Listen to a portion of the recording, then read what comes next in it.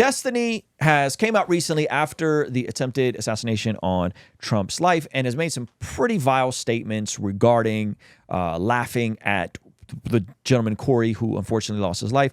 And he then went on a 3-hour-long stream talking to a bunch of conservatives on Twitter Spaces or X Spaces.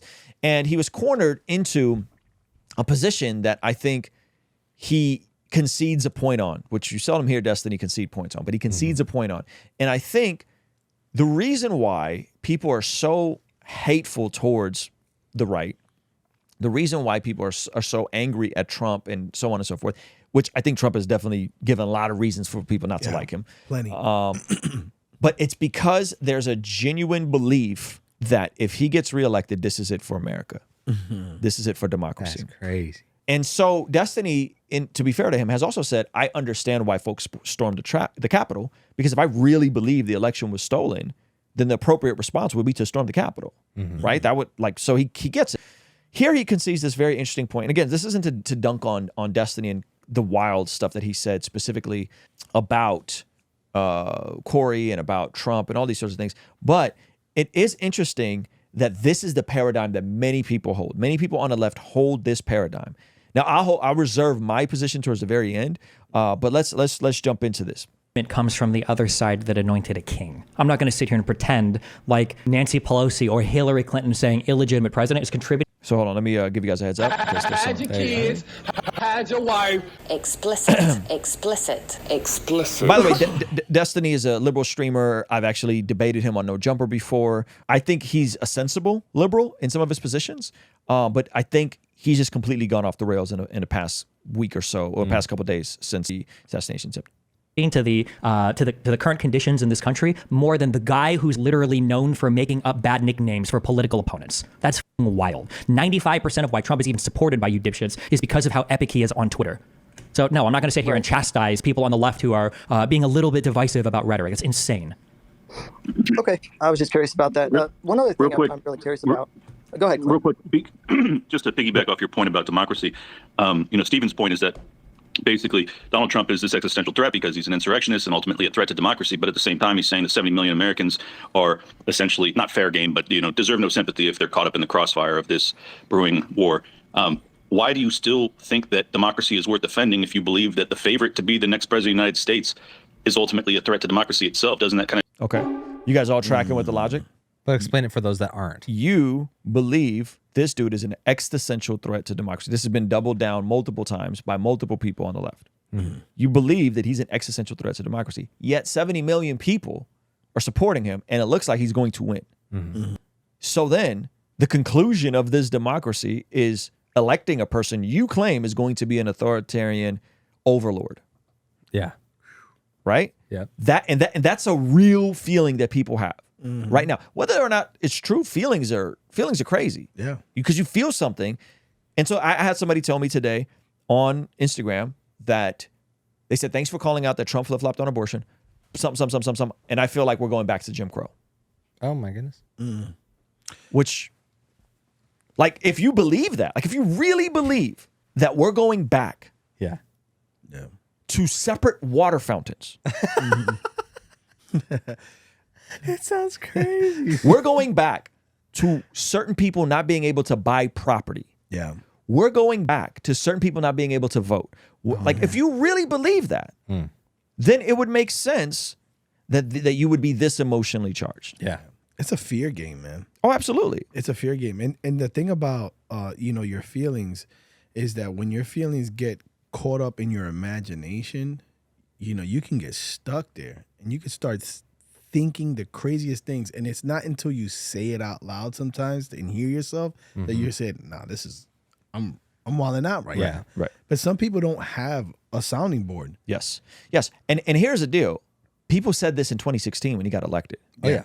And then he ended his term trying to give HBCUs more money than any president. Actually, did give HBCUs more money than any president, and cutting those pandemic checks. And the checks, right? Zach is like, "I got a STEMI, baby." I just remember his big old cursive D, the Donald Trump right on there. With the big check, like it was a lottery winner. Yeah, it was, but he's sending it out. It wasn't like United States government. Like they printed his signature on there during the election, which is hilarious. Yeah. Genius move. So let me play the rest of this. I'm gonna replay this part just so everyone's tracking, because perhaps this will give people the ability to at least empathize with folks who are going through and what they're thinking and the tension they're feeling. Right. Yeah. Of this brewing war. Basically, Donald Trump is this existential threat because he's an insurrectionist and ultimately a threat to democracy. But at the same time, he's saying that 70 million Americans are essentially not fair game, but deserve no sympathy if they're caught up in the crossfire of this brewing war. Why do you still think that democracy is worth defending if you believe that the favorite to be the next president of the United States is ultimately a threat to democracy itself? Doesn't that kind of defeat the entire argument in favor of democracy? It might, actually, yeah. I mean, like, that's always a possibility. Like, we're approaching the end of the American experiment. We have the longest surviving constitution of any currently established government on the country. And the guy that we're voting for right now likely wants to suspend that constitution so that he can investigate his political opponents for criminal wrongdoing, and half the country seems to not give a So it might be that, like, this is the end of the road and that this is kind of where we get off the American democratic experiment train. It's possible. Nothing. So, again, that's in his paradigm, if this dude wins, this is the end of the American experiment, right? That's what he believes. Yeah. Now, regardless of the fact that Trump has walked back the statement he made about suspending I'll give you guys the full context and quote. So what happened was, after the Twitter files were leaked by Elon Musk, and they found out that the FBI did interfere with the Hunter laptop story going out right as they were, like, right next to the election, right? Mm-hmm. As that came out, most people were like, whoa, that's crazy. You can't, like, that's a government agency came out and said this is Russian disinformation. Hunter laptop was a real story. Right. X, Facebook were all told to suppress the story. Clearly, this is a breach of the FBI being an arm for the government and lying, and just flat out lying. Yeah. Right? If that story came out, does it tip the election in Trump's favor? I think it's reasonable to say it could have. Mm-hmm. So then Trump goes out, this is an egregious lapse. I can't believe this has happened. We should suspend all protocol and investigate this, and said, and including the Constitution. That's the actual quote. Yeah. Kind of crazy. He got hot. Yeah, he was hot. He was hot. But that's just how emotions work. That's how emotions work. He then subsequently walked that back. Mm-hmm. So that's the quote in context. A week later, he said, I would never say suspend the Constitution. He walked that back, right? Better walk it back. Yeah, he got to walk back. You can't be saying stuff like we should suspend the Constitution. Like you out, right? But that's the actual quote. That's what was actually said. That's crazy. And he then took it back. Yeah. Right? So you take that quote in light of kind of shisty dealings by the FBI interfering with news getting out, or actual New York Post article about the Hunter laptop story going out right before the election. And he's like, yo, this is crazy. Like, this is wild. After the incredible success of our Bless God prayer journal, many of you guys began to ask for something that had a planner. And so we combined our Bless God prayer journal with a brand new leadership planner that jam-packs the same things from our prayer journal with a planner, goal setting, leadership meeting, and notes. With the next pages, you can see different sections right along here of this leadership planner, where you can start out with actionable goals, 12 months of calendar, our original prayer journal prompts, our leadership journal with the proven problem solution framework, and of course, just free write notes. This leadership planner is based off of Matthew 25:14-30, which of course is the parable of the talents. The vision of the planner is to help you make the most of your time, talent, and treasure. Head over to blessgod.shop and get yours today. All right, I'll see you over there. Peace. So, in all of that, what do you guys make of Destiny's take? And do you guys think that he's right, that this is going to be the end of democracy? I have a conspiracy, All right, and go it plays for it. in perfectly here. But first, I want to play this because it goes in conjunction with this bit. All right. So, Destiny's take is crazy, right? Right. It sounds nuts. It sounds very extreme. But I want to take a flashback 11 years, Mitt Romney and Obama during the presidential debate, and see how they participated with each other. There are a lot of points I want to make tonight, but the most important one is that 20 years ago I became the luckiest man on earth because Michelle Obama agreed to marry me. And so I just want to wish, sweetie, you happy anniversary and let you know that a year from now we will not be celebrating it in front of 40 million people. And congratulations to you, Mr. President, on your anniversary. I'm sure this was the most romantic place you could imagine, here with me. So congratulations. But basically, Mitt Romney, Obama, they're being super nice to each other. Obama's like, it's a pleasure to be here with you, Mitt, on this beautiful day. And then he's like, congratulations on your anniversary, right? And then flash forward to the recent debates and what we've been seeing.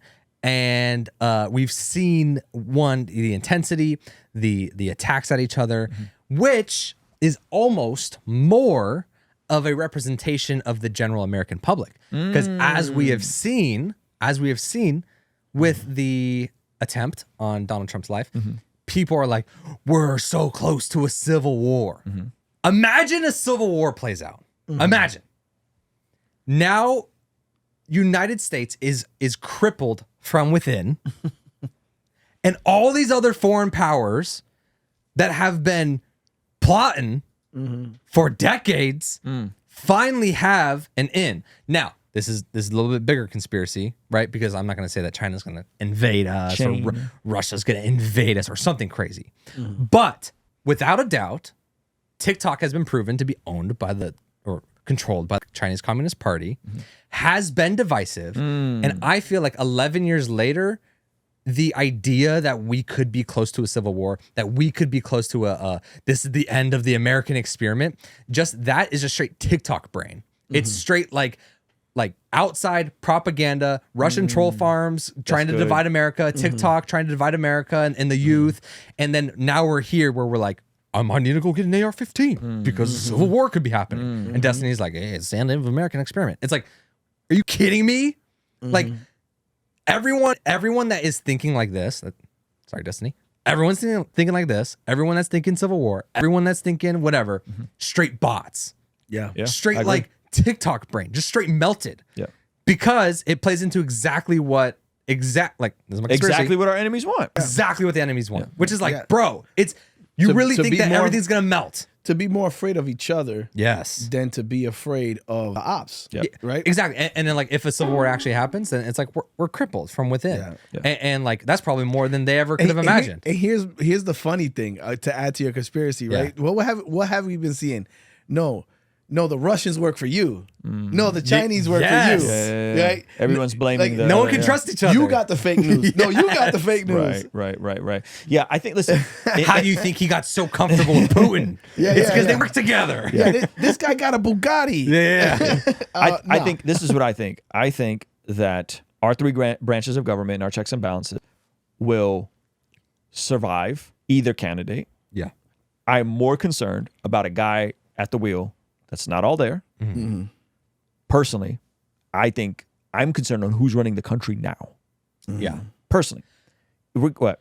To add to that point, I just learned about the Cuban thing that was proposed to JFK, and we're like, we could fake attacks on our own soil, and then we can go attack Cuba. And the only reason that didn't go through is because JFK, who was running the country, was like, doesn't sound like a good idea. Yeah. So your point. Yeah. If we don't know who's running the country, we don't have like one person that we like voted on with like good integrity to like make that decision to be like, hey, let's not attack ourselves. Yeah, I mean, I'll play a little devil's advocate here because it's like it's not one person running the country. No. It's a group. It's one person that made the decision not to let the rest of the government attack U.S. oil. He was the one that was like, nah. Yeah. That's one person. No. What I'm saying, he's right in terms of JFK. He's right. So what I'm saying is that like I was not worried about presidents in general until I read that earlier today. I was literally like, I could care less. Yeah. And then I was like, oh, there is one person that just decided not to attack the country. No, yeah. What I'm saying is that there's a in general, it's a lot of people, clear difference between the commander in chief looking real marionette-ish, you know what I mean? Yeah. Biden and that being the source of how we're doing well, because it's not just him making decisions; it's a group of people behind him. You get what I'm saying? 100%. So it's like I feel like Ruslan feels like the average American that says, "Hey, this guy doesn't look healthy, and because he doesn't look healthy, I don't feel like things in the future will be healthy for the country. You know what I'm saying? Where I'm like, Yeah, I'm saying right now. Right. I'm nervous right now. What's going on? I'm saying who did Trump? But that goes to show you that we're focusing on a person more than legislation. This is how, like, honestly, can I say something that might not be cool? We're just dumb.